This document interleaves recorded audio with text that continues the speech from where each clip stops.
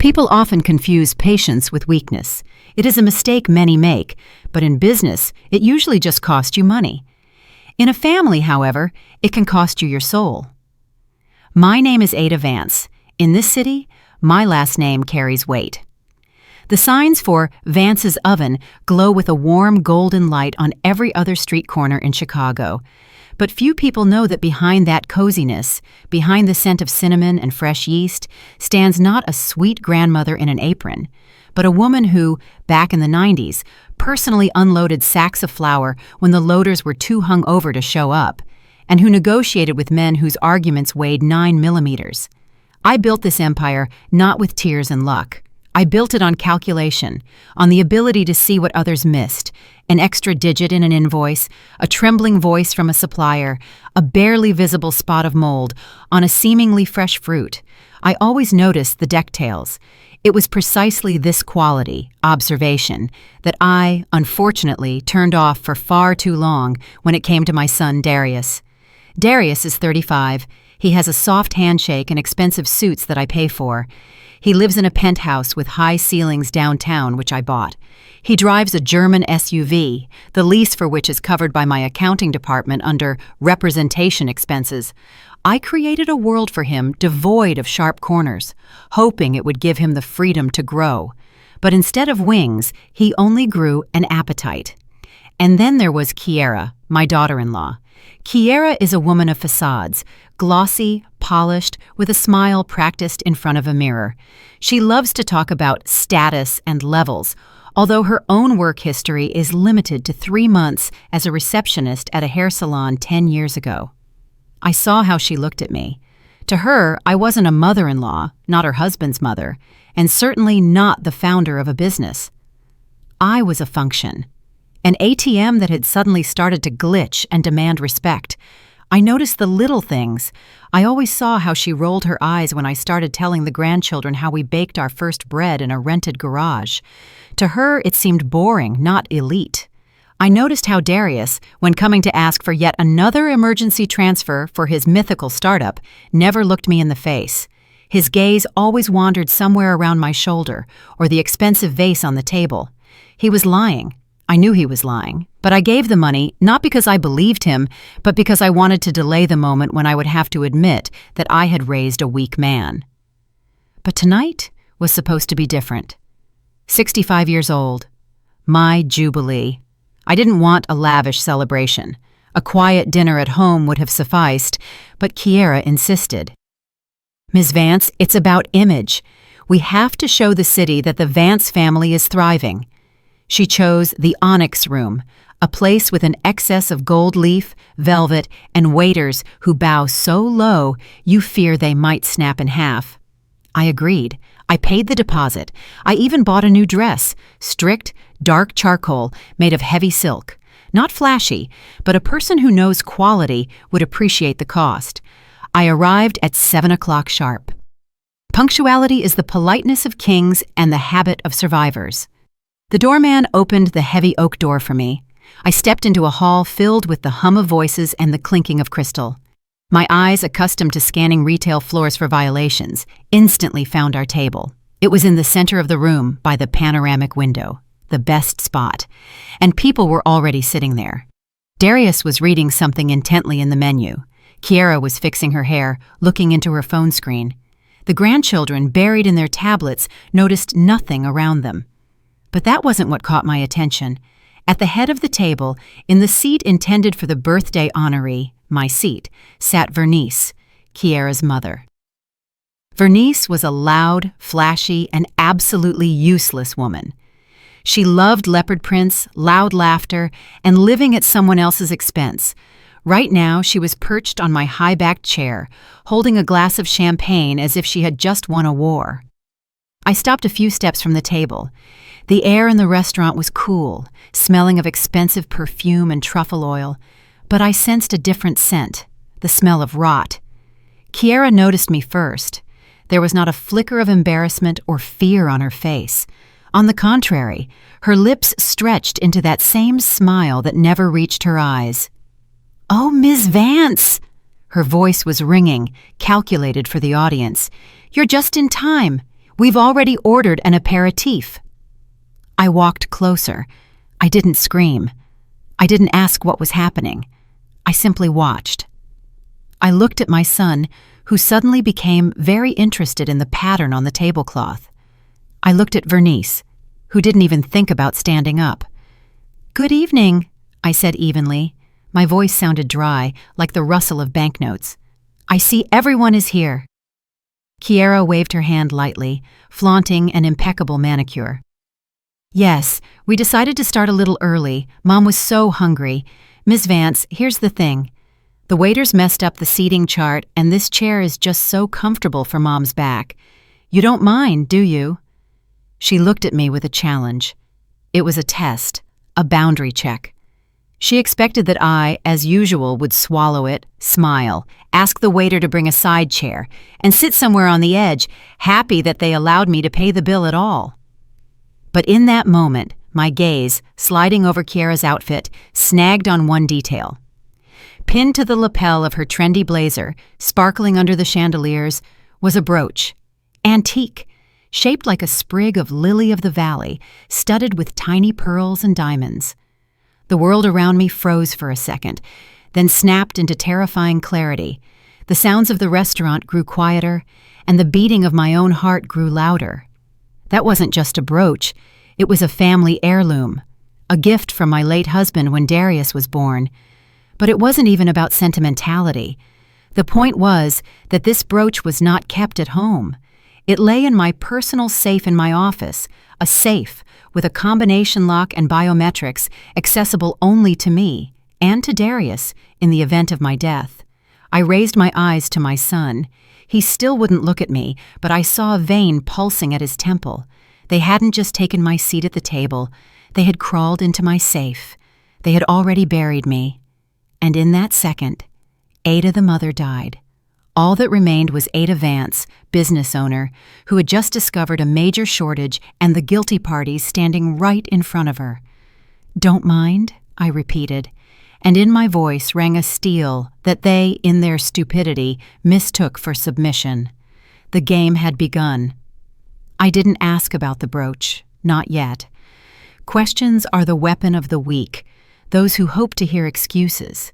I didn't need excuses. I needed facts, and the fact was sparkling on my daughter-in-law's chest, brazenly reflecting the spotlight. "Ms. Vance?" Kiera leaned slightly toward me, lowering her voice to a conspiratorial whisper, as if we were accomplices. She smelled of expensive brute and hypocrisy. "You understand, the kids are having more fun with Mom. She knows all these modern games, jokes, and you're always so serious. They get bored." She paused, waiting for my reaction. I remained silent. My face remained impenetrable as stone. "Maybe," she continued, emboldened, "you should grab a separate table. Over there in the corner, it's very cozy. Or, maybe it's better if you go home and rest. After all, your age. The noise, the bustle. We'll just sit here family style, celebrate. After all, you have to agree, a jubilee is more about the family's future, not the past." The past. She called me the past, the woman paying for her present. I shifted my gaze to Darius. This was my last tiny chance for him. One chance. If he raised his head right now, if he said, "Kiera, have you lost your mind? This is Mama's celebration. Get up and give her the seat." I might have forgiven the theft from the safe.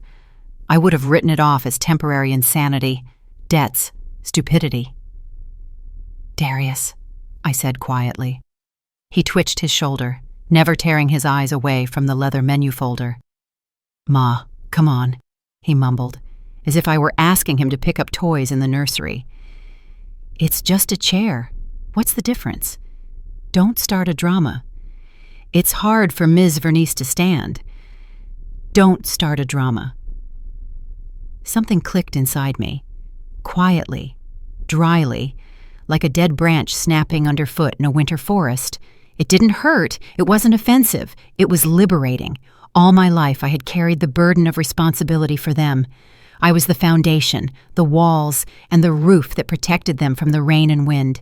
And now they decided that the house stood on its own, and the foundation could be buried deeper so as not to spoil the view. I felt a strange lightness, a cold, crystalline clarity. My emotions, resentment, anger, disappointment, instantly evaporated, leaving behind a clean, sterile sheet ready to be filled. I was no longer the mother of a spoiled boy. I was a CEO who had made the decision to liquidate a loss-making branch. I slowly straightened up, smoothing the cuff of my gray dress. "You are right, Darius," I said. My voice was absolutely calm, not a single vibrating note. "The difference is indeed small." Kiera beamed. She mistook my calm for capitulation. She had already won in her head, already mentally pouring champagne and discussing with her mother how cleverly they had pushed the old woman aside. "That's wonderful," she chirped. "Waiter, bring Miss Vance some mineral water while she waits for a taxi." "No need." I raised a hand, stopping the approaching young man. "I won't be waiting for a taxi, and I don't need water. Enjoy your evening. Celebrate the future." I turned around, not abruptly, not theatrically, but calmly, like a person who has finished business and is going home. "Ma, where are you going?" Darius's voice reached my back. There was a faint, barely noticeable worry in it, not for me, but for how this looked from the outside. "Home, Darius. I have urgent business." I walked toward the exit through the long hall. The click of my heels on the parquet was rhythmic and confident. I didn't look back. I knew they were exchanging glances right now, shrugging their shoulders and reaching for the bottle, confident that the storm had passed. They thought I went to cry into a pillow. They didn't know I was going to war. At the host stand, I stopped.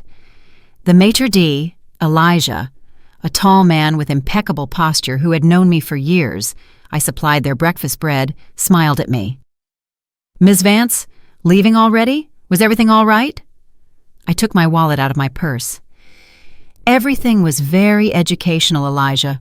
Thank you." I placed a $100 bill on the counter. "This is for my water, which I never drank, and for the trouble." He raised an eyebrow in surprise. "But Ms. Vance, you have an open, unlimited corporate account for tonight.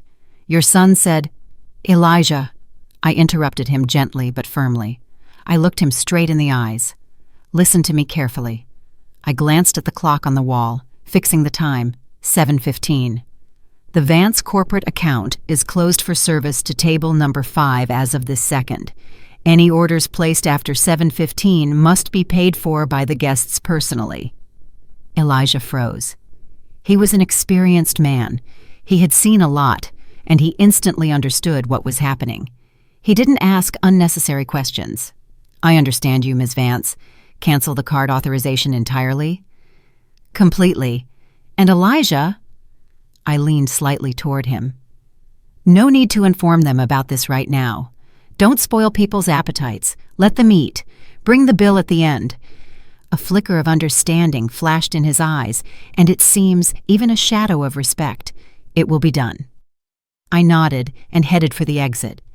The doorman threw open the door, and the cool evening air washed over me. It was fresh, clean, without the admixture of expensive perfumes and rotten relationships. I breathed in deeply. For the first time in years, I felt like myself. Not a function, not a wallet, but myself. I took out my phone to call my driver. The screen lit up, and I saw a notification from the bank. It had arrived a minute ago. "Transaction declined. Insufficient funds. Amount, $2,500. Location, Lusso Boutique. Card, Corporate Reserve, 4589. I stopped on the sidewalk. Lusso is an elite clothing boutique a block away. The Corporate Reserve card. That card lay in the same safe as the brooch. It was intended for emergencies, a factory accident, urgent equipment repair, a sudden tax audit. Someone tried to buy something there for $2,500 while I was standing in the restaurant. I grinned a cold, angry grin. So it wasn't just the theft of a brooch, it was systematic looting. While some entertained me with a spectacle in the restaurant, a third party, or someone they gave the card to was cleaning out my accounts. They thought they had an unlimited line of credit on trust. They thought I was old, blind, and deaf. I pressed the call button on my phone, but not for a taxi. "Thelma?" I said into the receiver as soon as I heard the familiar voice. "Are you sleeping? Sorry it's late. Meet me at the office in 20 minutes. Yes, tonight. Yes, now. And bring the keys to the archive. We have a long night ahead." I put the phone in my pocket. My hands didn't shake. My heart beat steadily. I wasn't celebrating a jubilee anymore. I was starting an audit, and they were not going to like the results. The office greeted me with silence and the smell of old paper mixed with the aroma of cold coffee from the reception area. This was my kingdom. Here, among the oak panels and shelves of folders, I always felt protected. Here, logic ruled, not emotions. Here, numbers never lied, unlike people. I didn't go home to change. I threw my coat onto the leather sofa, walked to my desk, and turned on the computer. The screen illuminated the room with a cold, bluish light. First thing, I opened the banking interface. My fingers flew over the keyboard, entering passwords that I changed every 3 months, a habit Darius always laughed at, calling it paranoia. Now that paranoia was my main weapon, I went into the corporate card management section. Darius's card for household expenses. Limit, $5,000. Block, Kiera's card. Representation expenses. Limit, $20,000. Block, the supplementary card in Vernice's name, which I foolishly issued 6 months ago for shopping for the grandkids. Block. One mouse click, and the stream of money they thought was endless was cut off. I imagined a pipe gushing water and a heavy valve that I was slowly, effortlessly turning all the way to the right. I felt a strange satisfaction. This wasn't revenge, it was sanitation. I was cutting off gangrene to save the organism. For many years, I was a silent accomplice to my own humiliation. I myself put the instruments in their hands with which they wounded me. I paid for their laziness, their arrogance, their contempt for me. I thought I was buying love, or at least loyalty, but I was only buying their confidence in my stupidity. The office door opened and Thelma entered. Thelma, my chief accountant, my faithful squire. We had worked together for 30 years. She knew where every dime was hidden in this company and remembered the tax ID of every contractor since 1998 by heart. She didn't ask stupid questions, like, "How was the party?" She saw my face. She saw the open safe. I had checked it immediately. The brooch was gone, as was the envelope with the reserve card. She silently placed her worn briefcase on the table. "What are we looking for, Ada?" she asked, putting her glasses on their chain. "Everything, Thelma. We are looking for everything. But start with the Reconstruction Fund, that flagship store project on State Street that Darius is overseeing." Thelma nodded. She sat at her guest terminal, and a minute later, the printer began spitting out sheets of tables. While she worked, I opened another tab on my laptop. It was access to the Onyx Room's POS system. As a major corporate client, I had access to a personal portal to track event expenses in real time. I looked at the screen like a dispatch from a battlefield. Table number 5, time 7:45 p.m. Order, Beluga caviar, 9 ounces, $600. Order, Champagne Krug Grand Cuvée, 3 bottles, $1,500. Order, oysters, 3 dozen. They weren't just eating, they were gorging. They were celebrating their freedom from the old hag. They ordered the most expensive, the most pretentious items, reveling in their impunity. They were drinking champagne that cost a month's salary for one of my bakers, confident that at the end of the evening I would sign the bill anyway, or that the bill would go to accounting automatically. I took a sip of cold tea from my mug. Let them drink, let them eat. The higher they fly now, the harder the fall will be in an hour. I wasn't going to stop them. On the contrary, I wanted the bill to be astronomical. I wanted it to be not just a debt, but a verdict. "Ada," Thelma's voice pulled me from contemplating the receipt. "Come here." There was alarm in her voice. Thelma rarely got alarmed over numbers. She loved them. If she was alarmed, it meant the numbers were adding up to a very ugly picture. I walked to her desk. She pointed a finger at a line in the ledger. "Look, the contractor for the renovation on State Street. K-Lux Ventures. We transferred an advance of $75,000 to them 2 months ago and another $50,000 for materials last week." "And what's wrong?" I asked, though a chill was already crawling down my spine. I ran them through the contractor database. Thelma took off her glasses and looked at me with tired, sad eyes. "Ada, it's a shell company. A one-day firm registered 3 months ago. Share capital is $100, no licenses, no staff."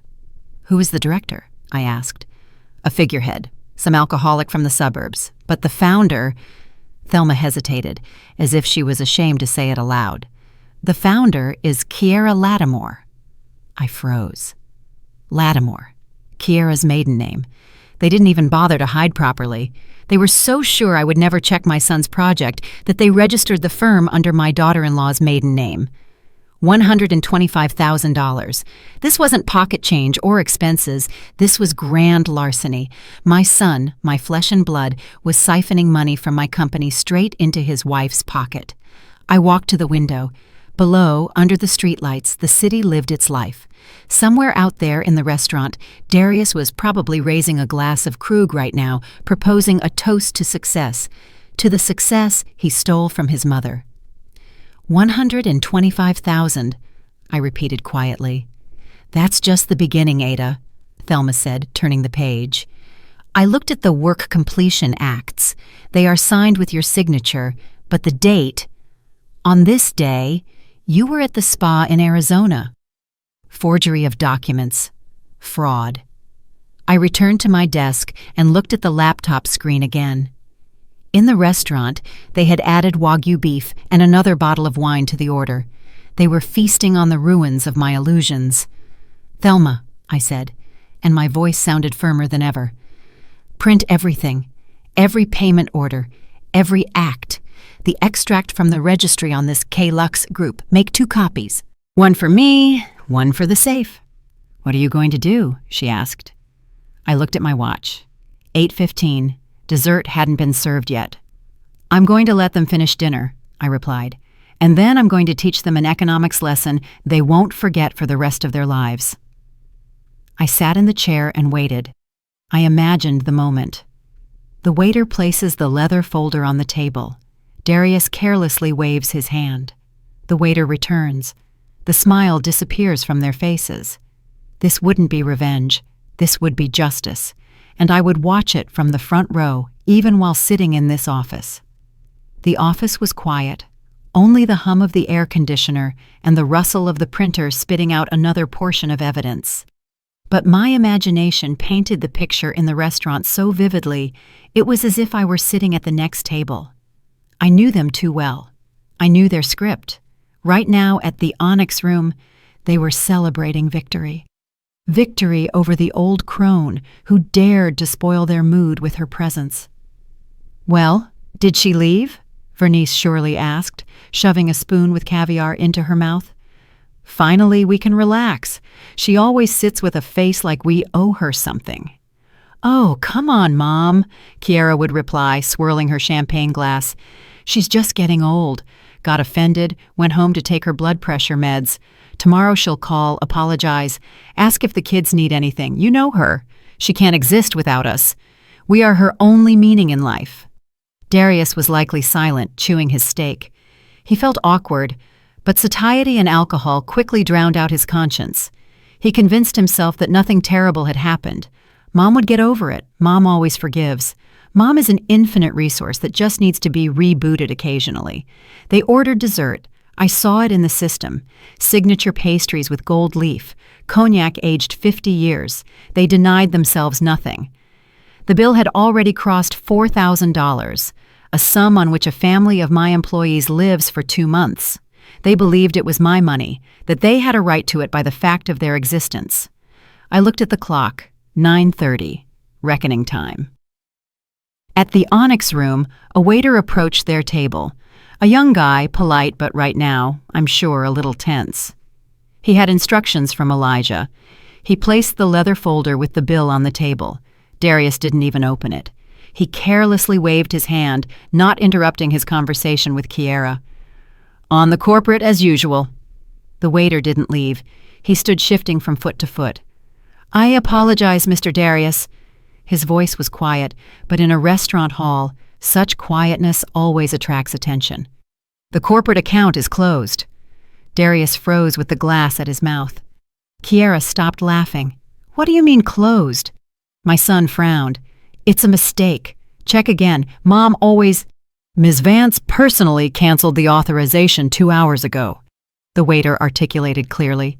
"The bill must be paid now, cash or card." At that moment, I am sure, Darius felt the cold for the first time. But not fear, irritation. She's acting up again, he thought. Decided to teach a lesson. "Oh well, I'll pay myself, then get the money back through accounting." He took out his wallet. Crocodile skin.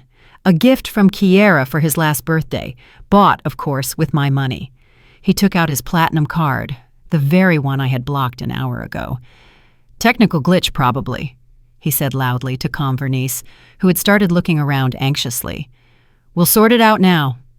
He handed over the card. The waiter inserted it into the terminal. A second of waiting. Beep. Declined. Darius frowned. "Try again. The chip is probably worn out." Second attempt. Beep. Declined. "What the hell?" He started getting angry. "Kiera, give me yours. I must have exceeded my limit or the bank is glitching." Kiera, rolling her eyes, "God, you're like a child," took out her card. With a graceful movement, she handed it to the waiter. Third attempt. Beep. Declined. Now their faces changed from irritation to bewilderment, and then to the first sticky fear. "This is some kind of mistake." Kiera's voice became shrill. "We have plenty of money in our accounts. Call the manager. Your terminal is broken." Elijah approached the table. Calm, unshakable Elijah. "Good evening. Problems with payment?" "Your terminals aren't working," Darius barked. "We can't pay the bill." "The terminals are functioning, Mr. Darius," Elijah objected softly. "The neighboring table just paid without issues. Your cards are blocked by the bank. Do you have other means of payment, cash, other cards?" They didn't have cash. They never carried much cash. Why bother when there's Mama's platinum? We'll bring it tomorrow," Darius began, loosening his tie knot. He felt hot. "You know us. We are regulars, Mom. Ms. Vance will settle everything." "I'm afraid that is impossible." Elijah's voice grew harder. "The bill amount is $4,540. That is a substantial sum. According to the establishment's rules, we cannot release guests without payment." "Are you detaining us?" Vernice squealed. "Do you know who we are?" "I know who you are," Elijah nodded. "You are guests who ate and drank for a large sum but cannot pay." Silence began to gather around them. The neighboring tables stopped clinking cutlery. People turned around. The very people before whom Kiera so wanted to maintain her image. The city's elite, acquaintances, competitors, gossips. All of them were now looking at the Vance family, who couldn't pay for dinner. Darius broke out in red blotches. His status, his level, his pride, all of it crumbled to dust under the public's gaze. "Call her," Kiera hissed at Darius. "Call your mother. Let her stop this immediately." "She's completely lost her mind." Darius grabbed his phone. I saw my mobile on the desk light up. "Son." I looked at the screen. 1 ring, 2, 3. I didn't decline it. I just silenced it and turned the phone face down. "She's not picking up," Darius said, bewildered. "Call again!" Kiera was almost screaming. But then Elijah signaled security. 2 sturdy guys in suits stepped closer. Not threateningly, but close enough to make it clear. Leaving wasn't an option. "Ladies and gentlemen," Elijah said loudly so everyone could hear, "we have 2 options. Either you find the funds for payment within 15 minutes, or I will be forced to call the police to file a report for fraud and theft of services." "Police?" Vernice whispered, clutching her hand to her chest. "Us? To the police?" It is standard procedure, Elijah shrugged. With such an amount of damages, it is a felony. Darius collapsed into his chair. He looked like a deflated balloon. All his arrogance, all his confidence vanished. He suddenly realized the simple truth I had been trying to get through to him for years, but he was deaf. Without me, he was nobody. Just a man in an expensive suit with empty pockets. They thought it was just a glitch, that it was a mistake, that Mama would arrive right now and save them. They still didn't understand. This wasn't a glitch. It was the end of an era. I sat in my office looking at the dark street. I didn't feel schadenfreude. I felt the cold resolve of a surgeon who has just made the first, deepest incision. They don't know yet that the restaurant bill is the least of their problems. On my desk lay a folder with documents for the apartment they lived in, and tomorrow morning the lock on that door would also be changed. But first I would let them spend the night in this fear, let them sit under the supervision of guards, let them call friends who I am sure won't pick up or will find an excuse not to lend $5,000 at night. Let them taste reality. It is bitter, but sobering. I picked up a pen and pulled the next document toward me. The deed of gift for the apartment, which I had never signed finally, reserving the right of revocation. Revoked. My hand was steady. The signature came out clear, with a characteristic flourish at the end. The mistake wasn't in the terminal. The mistake was in their DNA. And I began to correct it. In the office, it was quiet. Only the ticking of the wall clock measured the minutes of their shame in the restaurant. But that concerned me little now. My attention was riveted to the folder that Thelma had dropped onto my desk with a dull thud. This wasn't just a folder, it was a death sentence. Ada. Thelma's voice trembled for the first time that evening. She took off her glasses and rubbed the bridge of her nose, as if trying to erase what she had seen. I thought they were just stealing. Money, materials, contracts.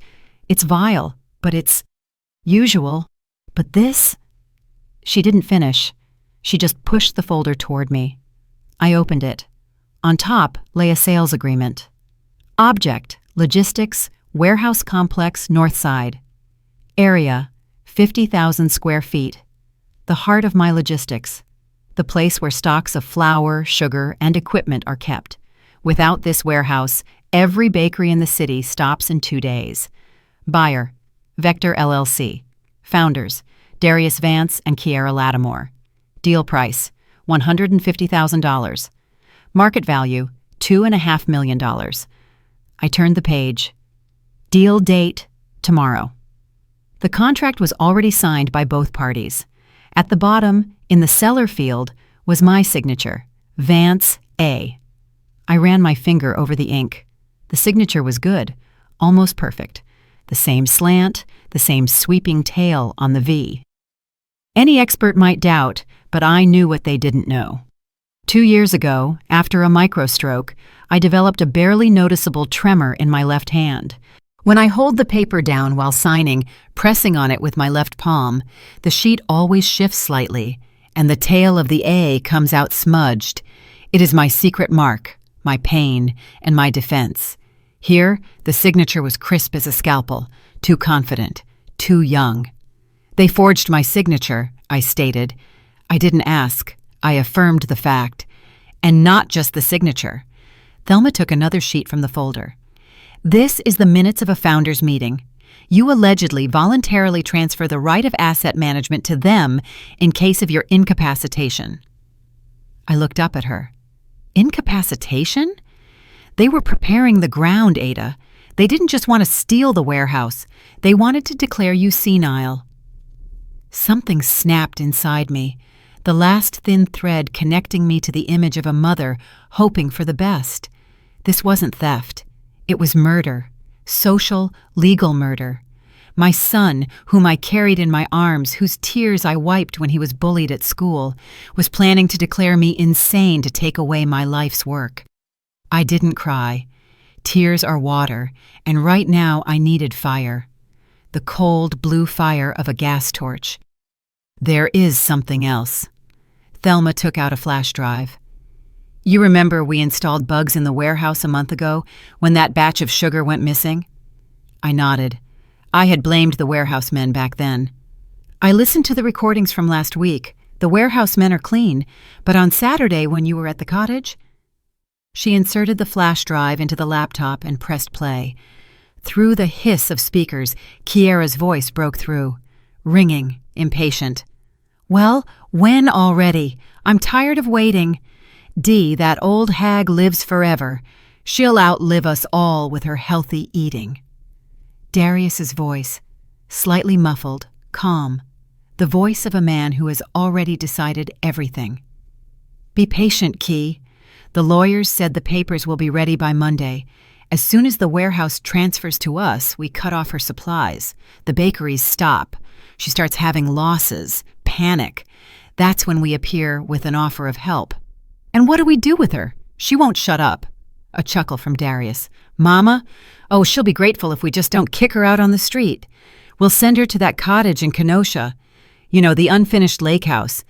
Let her grow her roses there. We'll hire a nurse to watch her, make sure she doesn't blab too much. We'll tell everyone Mama has dementia. Age, stress. People will believe it. She's been weird lately anyway. To Kenosha? Kiera's voice sounded disgusted. It's damp there, and 2 hours from the city. But it's quiet, and no one will hear if she starts complaining. The recording cut off. Dead silence hung in the office. Thelma looked at the floor, not daring to look me in the eye. She was ashamed for them. She was in pain for me. And I felt a strength being born inside me, a terrible strength. They didn't just want money. They wanted to erase me. They discussed my exile to a damp, unfinished house, like discussing the disposal of old furniture. No one will hear. My son, my blood. I slowly stood up and walked to the window. The reflection in the glass showed me a woman with a straight back and dry eyes. In those eyes, there was not a drop of pity, neither for myself nor for them. Kenosha, then, I said quietly. Damp and quiet. I turned to Thelma. Call the notary and the head of security right now. Ada, it's night. I don't care. My voice cut the air. Pay triple rate. Pay $1 million if you have to. Get them here in an hour. And prepare the documents for the alienation of Darius's share in the company. According to the charter, I have the right to do this unilaterally in case of actions damaging the firm's reputation. This is war, Ada, Thelma said quietly. No, Thelma. War implies two sides that can win. But this, I nodded at the folder with fake signatures. This is an execution. I walked to the safe and took out an old folder with documents for that very cottage in Kenosha. I hadn't been there in 5 years. The house really stood in a lowland. It was always foggy there. They wanted to send me into exile. I ran my hand over the spine of the folder. Well, I like the idea of exile. Only, I won't be the exile. I returned to the desk. My plan, which an hour ago was just a lesson, had now transformed. The lesson was over. The cleanup had begun. I wouldn't just take money from them. I would take away their ability to harm me. I would destroy their illusion that they were masters of life. Thelma, I said, watching her dial the notary's number. And also, find me the contact of that journalist who asked for an interview about the secrets of Vance's success. I think I have exclusive material on how a family business can kill a family. I sat in the armchair. I was ready. Tomorrow morning, they would crawl to me, thinking they could deceive me one last time. They would try to lure me to this warehouse to sign their fakes. They didn't know that I would come, but I wouldn't come alone, and they would be the ones signing documents. I closed my eyes for a second, remembering my son's voice on the recording. No one will hear. You are mistaken, son. Everyone will hear. I will see to that. The morning began not with coffee, but with fake repentance. My phone rang at 9 o'clock exactly. Kiera. She always called at this time, knowing I was already in the office, but hadn't yet plunged into meetings. Before, I thought it was respect for my schedule. Now I understood. It was just calculation. I let the phone ring 3 times before answering. Miss Vance!" Her voice rang like an over-tightened string. There was so much sugar in it that my teeth ached. "God, what happiness that you picked up. We didn't sleep all night." "Didn't sleep?" I repeated, looking at the monitor screen where CCTV recordings showed them leaving a club at 3 a.m., drunk and angry. "Did something happen?" "Oh, Miss Vance, it was a nightmare," she rattled on. "At the restaurant, it was a terrible misunderstanding. The waiters messed up with the terminals. That manager acted so aggressively. Mom felt bad with her heart. We were so worried you would be upset because of this glitch." She virtuously avoided the word money. Glitch. Misunderstanding. "I am not upset, Kiera," I answered in an even voice. "I'm surprised. Darius said everything was under control." Of course, under control. Well, you know banks. They block everything indiscriminately. We settled everything. True, we had to leave Mom's earrings as collateral. Can you imagine the shame?" She paused, expecting me to gasp, and offer to redeem the family jewelry immediately. I remained silent. "But I'm calling not because of that," she continued hastily, sensing the ice hadn't cracked. "Ms. Vance, Darius and I found an amazing opportunity for the company. It's just a bomb. An investment project that will double profits in a year. We want to show you everything. Can you drive over right now?" An investment project. Of course, the very one for which they needed the warehouse. "I am busy, Kiera." I began my game. "I have an audit." "But it's urgent!" Hysterical notes cut through her voice. The deadlines are burning. If we don't sign today, everything is lost. Ms. Vance, please, for the sake of the grandchildren's future." For the sake of the grandchildren's future. The magic phrase key that they had used for years. Before, it opened my wallet. Today, it would open their cell. "All right." I allowed my voice to warm up slightly, just a bit, to give them hope. "I can spare half an hour, but not in the office. Too many ears here. Anywhere. We will come wherever you say." "Meet me at the Northside warehouse," I said. "I was just planning an inspection there before the sale." "Before the sale?" She choked. "Yes. I received an offer from competitors. I'm thinking of selling it and retiring to Kenosha, just as you advised." Silence hung on the other end of the line. They took the bait. They realized that if I sold the warehouse to competitors, their scheme with Vector LLC would collapse. They needed to intercept me urgently. "Oh, no, why competitors?" Kiera's voice trembled with greed and fear. "We just wanted to talk about that. We will be at the warehouse in 20 minutes. I hung up. 20 minutes, I told Thelma, who sat opposite. "Time starts now." I arrived at the warehouse before them, a huge, echoing space smelling of dust and cardboard, my temple of logistics. I went up to the glass office on the second floor, from where the whole floor was visible. Below, in the shadows of the shelves, my people were already waiting. Marcus, the head of security, Mr. Abernathy, the notary, and 2 witnesses. They were invisible, but I felt their presence like reliable armor. They flew into the office half an hour later. Darius was pale. Shadows lay under his eyes. Kiera, on the contrary, was wired. Her eyes shone feverishly. "Ma!" Darius rushed to me, trying to hug me. I took a step back, pretending to adjust my scarf. He hugged emptiness. "Miss Vance!" Kiera immediately went on the offensive. "How good that you are here. We were so afraid that that you would really sell the warehouse to strangers." She laid a folder on the table, the same one I had seen last night in copy. Only now it was in a beautiful cover. "What is this?" I asked, pretending to look for glasses. "It's insurance documents," Darius said quickly. He wouldn't look me in the eye. "You understand, Ma.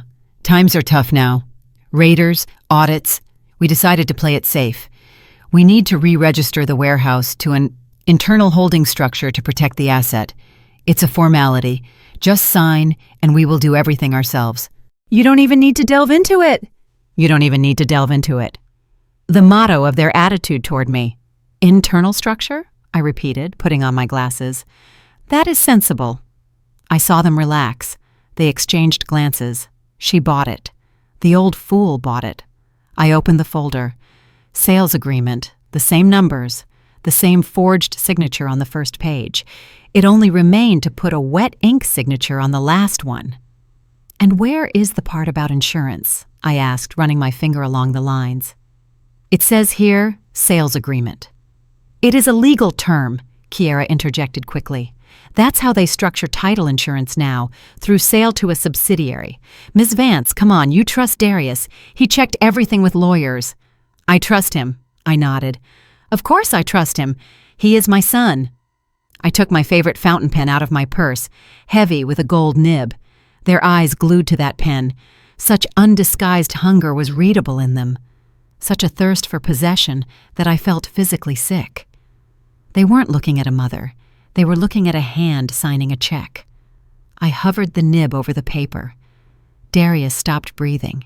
Kiera leaned forward, as if she wanted to push my hand. I slowly lowered the pen, but not to the signature line, but to the stamp in the corner of the page. Darius, I said quietly, not raising my head. And who prepared these documents? Our lawyers. Ma, the best firm in the city. Sign, we have little time. Strange. I tapped the tip of the pen on the blue impression of the notary's seal certifying the deal.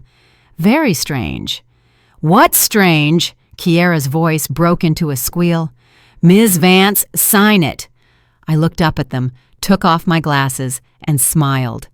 Only in this smile, there was no warmth. What is strange, I pronounced clearly, looking straight into my son's dilated pupils, is that this notary, Mr. Ilya Abernathy, died 3 years ago. I was at his funeral. He had cancer. A ringing silence hung in the room. I saw the color drain from Darius's face, leaving it gray as ash.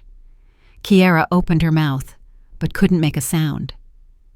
You aren't just thieves, I continued, closing the folder. You are amateurs. You used an old form or a fake seal of a dead man. You despise me so much that you didn't even bother to make a quality forgery. Ma, it's a secretary's mistake, Darius babbled, retreating toward the door. Sit, I said. Not loud, but in a way that he collapsed onto a chair as if cut down. The show is over. You wanted an inspection? It has begun. I pressed the intercom button on the desk. Come in. The doors opened. Into the office walked Marcus, the head of security, and a real living notary. The trap had slammed shut. The door behind me closed with a heavy, final click. Into the glass aquarium of the office walked those whom Darius and Kiera least expected to see. My head of security, Marcus, a former Marine colonel with a gaze that makes flowers wilt, and the notary, Miss Elena, a woman strict and pedantic to the extreme. Following them, gliding like a silent shadow, was Thelma, clutching a thick folder to her chest. The air in the room became thick, almost tangible. Kiera pressed herself into the back of the leather chair. Her eyes darted from Marcus to the door, assessing escape routes. Darius sat motionless, staring at his hands, which were trembling slightly on the polished surface of the table. He already understood. He grew up in this business.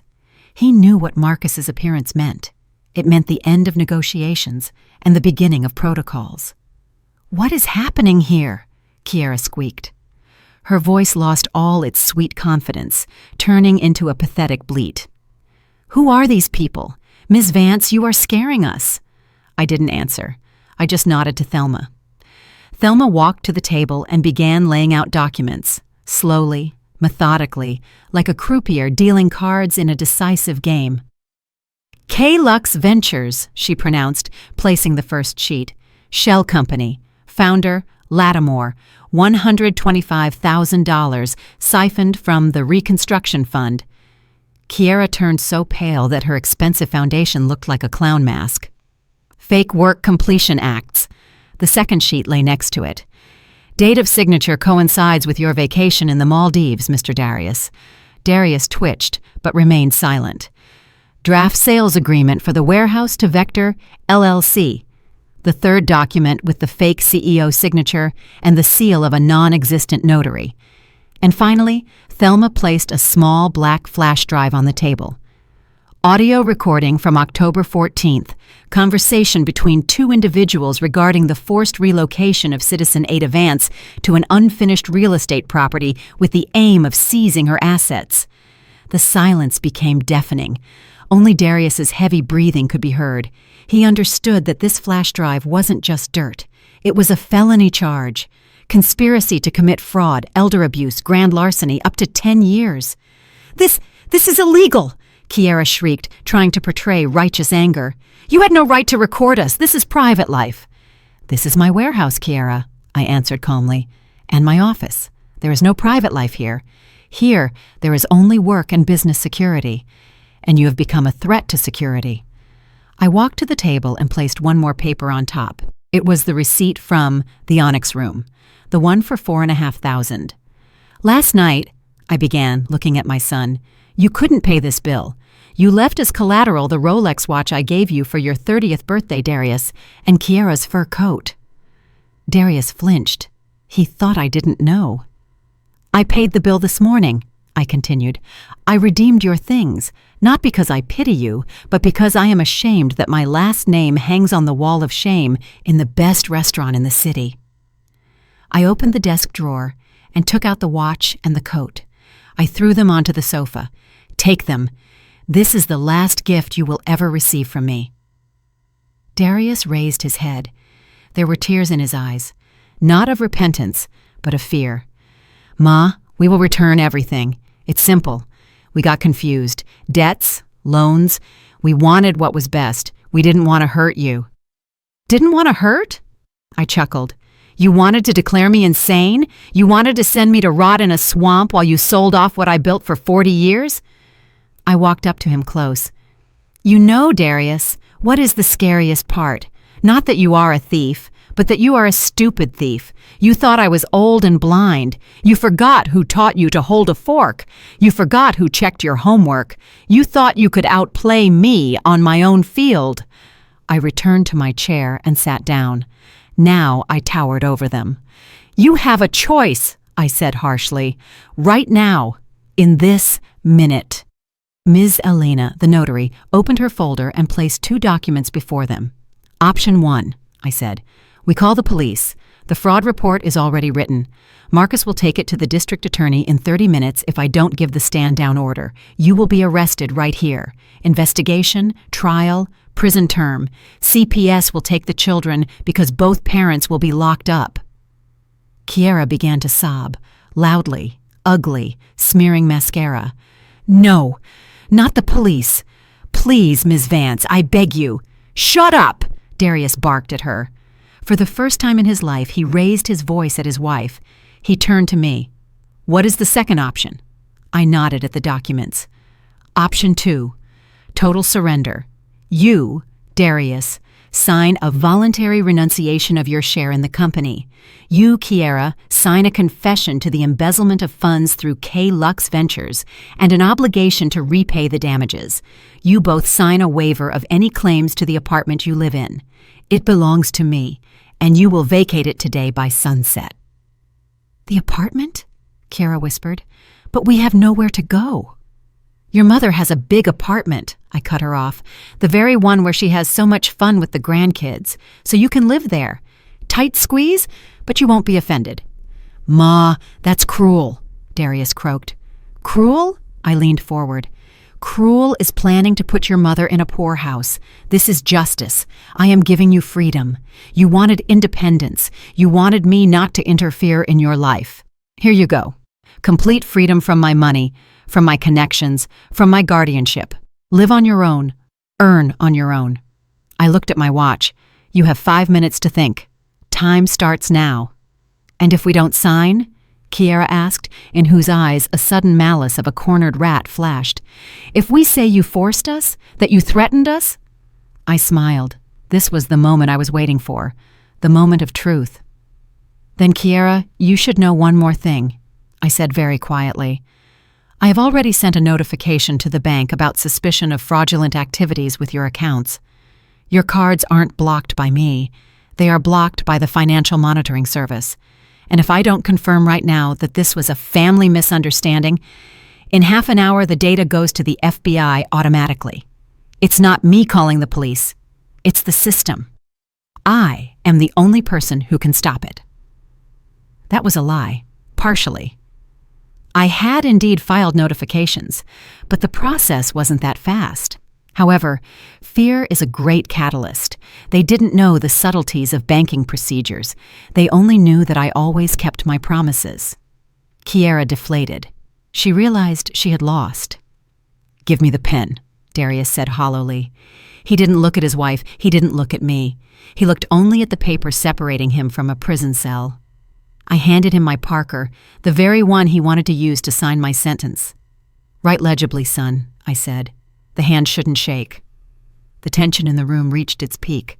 I heard the pen scratching on paper. Scratch, scratch. The sound of my victory. The sound of the umbilical cord being cut.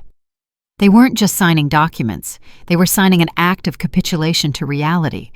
A reality where money must be earned, not begged for, where one must answer for one's actions. I watched them and felt no triumph, only a huge leaden fatigue and relief. Finally, I could breathe. But I had one last blow in reserve, a twist they didn't even guess. When Darius placed the last signature and pushed the sheet away, I picked up the phone. "Marcus," I said, not taking my eyes off my son. "The car is ready?" "Excellent. And also, call the bank. Tell them that regarding Ms. Vernice Lattimore's mortgage, there has been a change of creditor." Kiera threw her head up. "What? What does Mom's mortgage have to do with this?" "Because, my dear," I answered, putting the signed documents in the safe. "I bought your mother's note this morning. Now her bank is me. And if you try to violate the terms of our agreement, or if I hear one bad word directed at me, I will demand early repayment in full, within 24 hours. Kiera's eyes widened with horror. She understood. I held them all not by the throat, but by the wallet, and my grip was iron. The last words about the bought mortgage hung in the air like the smell of burning after a fire. Kiera froze with her mouth open, realizing the scale of the catastrophe. But fear, instead of paralyzing her, suddenly reborn into hysteria, into that dirty, market square hysteria she hid so carefully under the mask of a socialite. You monster!" she shrieked, jumping up from the chair. Her face went red with blotches, her lips shook. "You aren't a mother. You are a spider. You sucked blood from us all our lives, controlled every step with your handouts. And now what? Decided to play God?" She grabbed the folder from the table, which I hadn't managed to put away yet, and threw it on the floor. Papers flew in a white fan. "Choke on your money," she yelled, spitting saliva. "You will die alone in your golden coffin. No one will come to you. The grandkids will forget you. I will make sure of that. I will tell them Grandma went crazy and hates them. You will rot in loneliness, you old evil witch." I sat motionless, watching this eruption. It was even educational. Finally, I saw her real face, without filters, without fake smiles. The face of a greedy, stupid, and malicious woman who hated me not because I was bad, but because I was the source of benefits she couldn't control. "I will be alone?" I repeated quietly when she paused to take a breath. "Possibly, but better to be alone than surrounded by parasites." And then Darius entered the game. My son, who had been sitting hunched over this whole time, suddenly slid off the chair. Literally slid.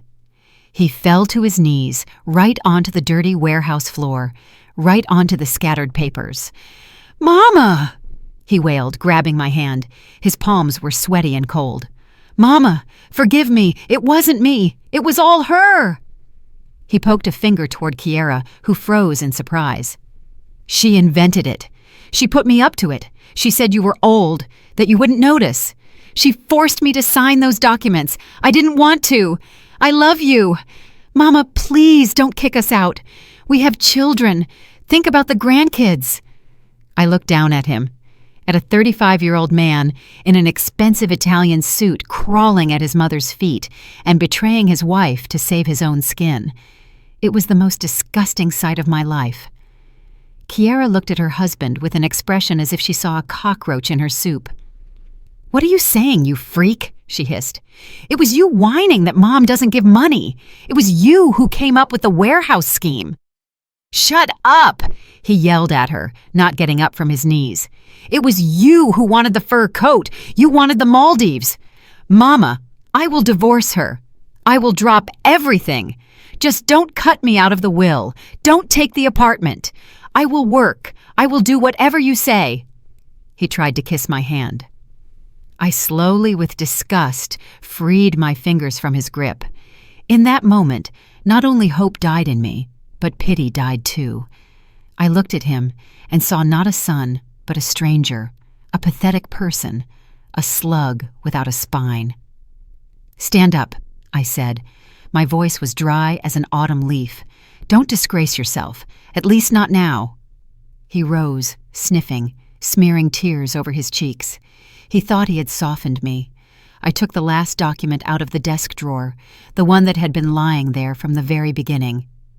"This," I said, placing the paper before them, "is your full confession, and a voluntary waiver of any claims to the apartment, the summer house, and any future inheritance rights.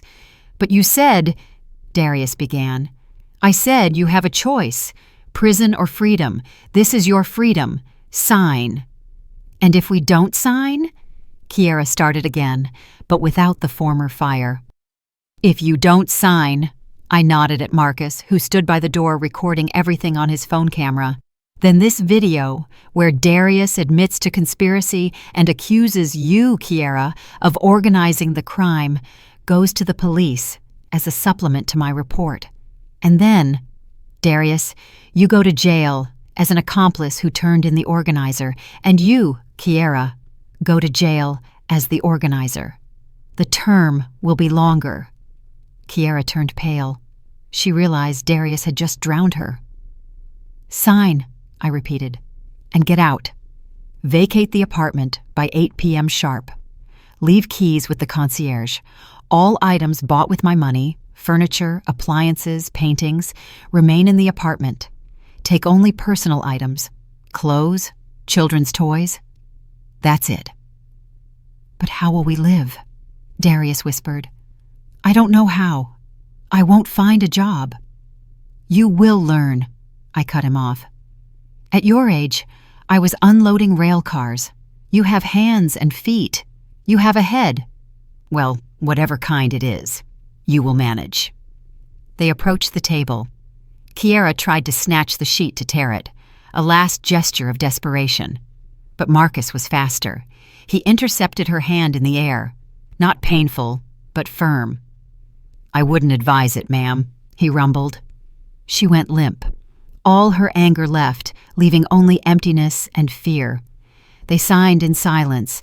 Their hands shook just as they had yesterday in the restaurant when the terminal showed declined.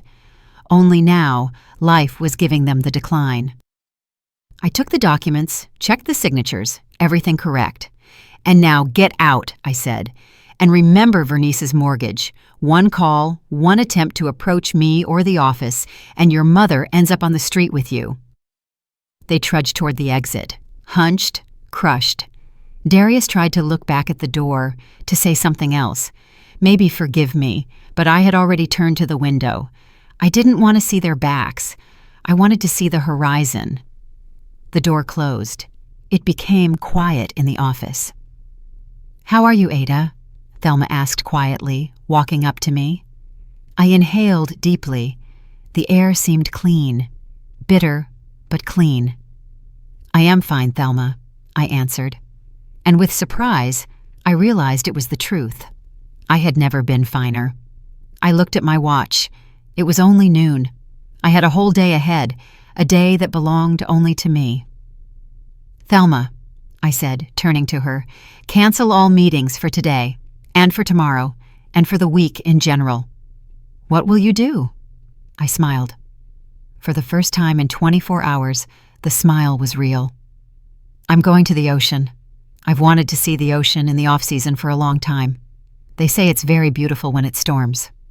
I took my purse, my coat, leaving the folder with their confessions on the table. Thelma would put it in the safe. I walked out of the office without looking back. I left not only traitors there, I left my old life there, full of compromises and the fear of being a bad mother.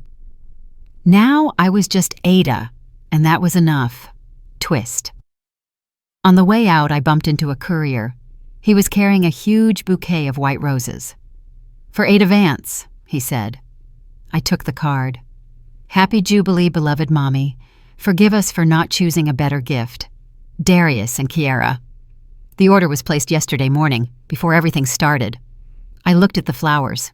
They were beautiful and absolutely dead. "Throw them in the trash," I told the courier, and walked past to my car.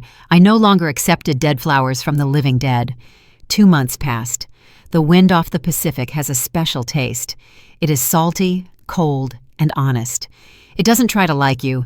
It just blows, blowing unnecessary thoughts and remnants of city dust out of your head. I'm sitting on the terrace of a small cafe on the Oregon coast, wrapped in a warm cashmere throw the color of sand. Before me is the ocean, gray, steel, infinite. In my old life, at this time, 11 a.m., my phone would have already been red hot from calls. Suppliers, logistics, Kiara's whims, Darius's whining. But my phone lies on the table screen up, and it is silent. I did what I promised, but in my own way. I didn't sell the business to competitors. I sold 49% of Vance Bakery's stock to my workforce, technologists, managers, even those bakers who have worked with me for more than 15 years. Now they are my partners. They work not for a salary, but for dividends. And you know what? Revenue grew by 20%. People take care of the business when they feel it belongs to them. They treat the dough with more respect than my son treated his own mother. I kept the controlling stake, but stepped away from operational management. Now I am just the chairman of the board who receives reports once a month. My morning now begins not with checking bank accounts, but with a walk along the promenade. I count not losses, but seagulls. I breathe. For the first time in 40 years, I just breathe, not afraid that if I stop, everything will collapse. The phone vibrates briefly. One message. I lazily pick it up. Darius. "Ma, hi. The twins have payment due for the next semester at private school soon. We are a little short right now. I got a job as a manager at a cell phone store, but the paycheck isn't for 2 weeks. Help, please. It's for the grandkids." I look at these letters. Before, my heart would have squeezed. I would have started thinking, well, how can that be? The children aren't guilty. Education is sacred. I would have transferred the money in 5 minutes, justifying their irresponsibility with my love. Now I feel only mild surprise at their audacity. He works as a manager. Good, that is useful. And private school? Well, public schools also provide a decent education. I went to a public one. I don't delete the message. I don't block the number. Blocking is an emotion. It is resentment. And I have no resentment. I have indifference. I simply put the phone back on the table without answering. Silence is the loudest answer I can give them. Let them learn to live in the silence where the jingling of my coins doesn't exist. The waiter brings my order. A cup of black coffee without sugar and 1 pastry. A French eclair with vanilla cream covered in glossy chocolate glaze.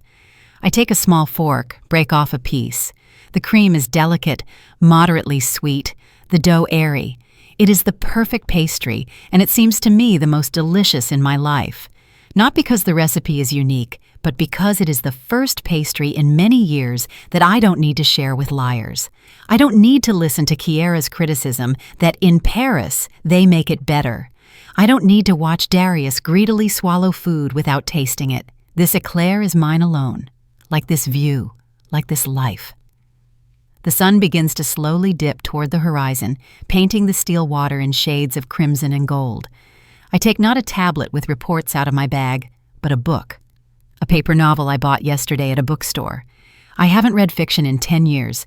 There was no time. Now there is time. I open the book, take a sip of coffee, and feel a smile appear on my lips. Small, barely noticeable, but real. I am not alone, as Kiara prophesied. I am free, and freedom is the best company for a woman who has finally learned to value herself. I close my eyes, turning my face to the salty wind. I'm really glad you're here and that I could share my story with you. If you liked it, show me by liking the video and subscribing to my channel. Let's see how many of us there are. Write in the comments which city you're watching from and what time it is. I'm so curious to know where all you wonderful people are tuning in from. If you want to support me a little extra, you can also send a small donation. I share new life stories for you every single day. And now 2 of my most popular stories will pop up on the screen so you can choose what to watch next.